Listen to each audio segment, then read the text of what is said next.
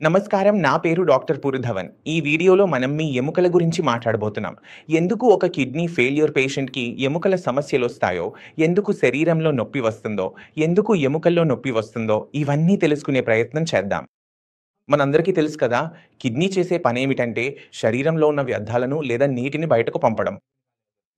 మనలో చాలా తక్కువ మందికి మాత్రమే తెలుసు. కిడ్నీ ఇంకో చాలా ముఖ్యమైన పని చేస్తుంది. అది మీ తినే విటమిన్ డి. అంటే సూర్యకాంతి ద్వారా వచ్చే విటమిన్ డిని యాక్టివేట్ చేయడం.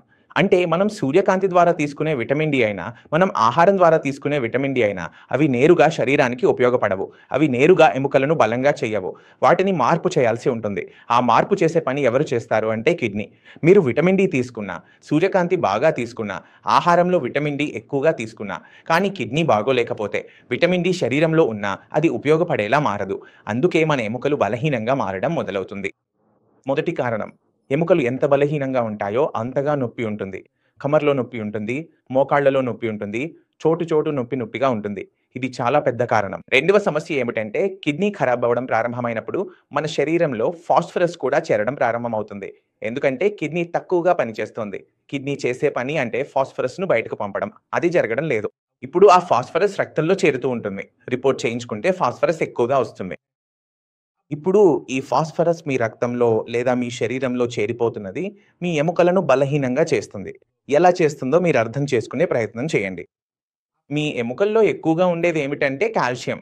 కాల్షియం కూడా 2+గా ఉంటుంది. ఫాస్ఫరస్ కూడా 2+గా ఉంటుంది. కానీ ఫాస్ఫరస్ కాల్షియాన్ని తొలగించి తనే అక్కడ స్థానం దక్కించుకుంటుంది. అంటే అది ఎముకల నుంచి కాల్షియాన్ని బయటకు తీసేస్తుంది. తనే అక్కడ చేరిపోతుంది. కాల్షియం గట్టి పదార్థం. కానీ ఫాస్ఫరస్ మృదువుగా ఉంటుంది. దీనివల్ల మన ఎముకలు మృదువుగా మారడం మొదలవుతుంది. ఎముకలు మృదువుగా మారటం ప్రారంభమైన కొద్దీ అవి తేలికగా మారతాయి. అలాగే మన శరీరంలో నొప్పి కూడా పెరుగుతుంది. అందువల్ల ఇవే 2 ప్రధాన కారణాలు. కిడ్నీ ఫెయిల్యూర్ రోగుల్లో నడుము నొప్పి సమస్య సాధారణంగా కనిపించడానికి. ఇదే కారణంగా అన్ని కిడ్నీ ఫెయిల్యూర్ రోగుల్లో పీటీహెచ్ విలువ పెరిగి ఉంటుంది. ఇప్పుడు పీటీహెచ్ అంటే ఏమిటో అర్థం చేసుకునే ప్రయత్నం చేద్దాం. పీటీహెచ్ అంటే పారాథైరాయిడ్ హార్మోన్.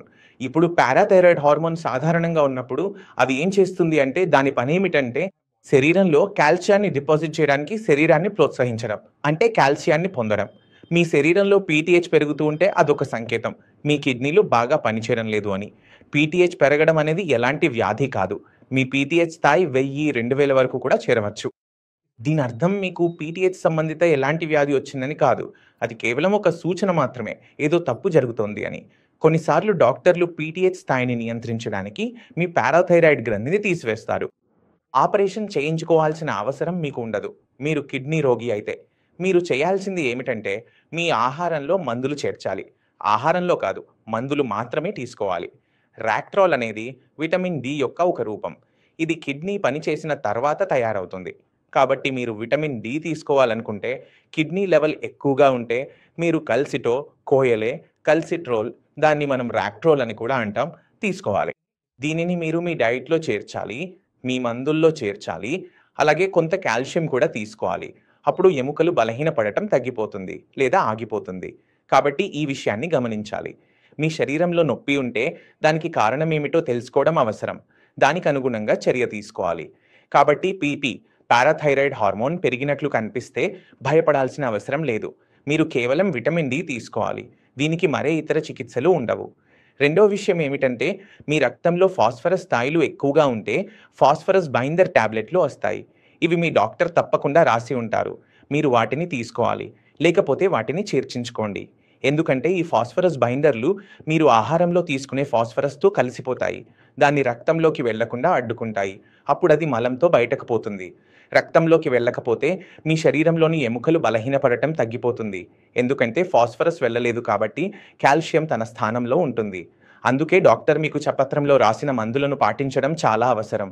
దీని వెనక కారణాన్ని కూడా మీరు అర్థం చేసుకోవాలి. కాబట్టి నేను ఆశిస్తున్నాను, ఈ వీడియో ద్వారా ఎముకల గురించి, ముఖ్యంగా కిడ్నీ ఫెయిల్యూర్ అయిన రోగుల్లో ఎముకలు ఎందుకు బలహీనపడతాయో మీరు అర్థం చేసుకున్నారని ఆశిస్తున్నాను. అయినా మీ మనసులో ఏదైనా సందేహం ఉంటే, మరేదైనా తెలుసుకోవాలనుకుంటే మీరెప్పుడైనా అడగవచ్చు. శ్రీయను కూడా కలవచ్చు. ఇదితో మీ అనుమతిని కోరుకుంటున్నాను. తదుపరి వీడియోలో కలుద్దాం. అప్పటి వరకు నమస్కారం.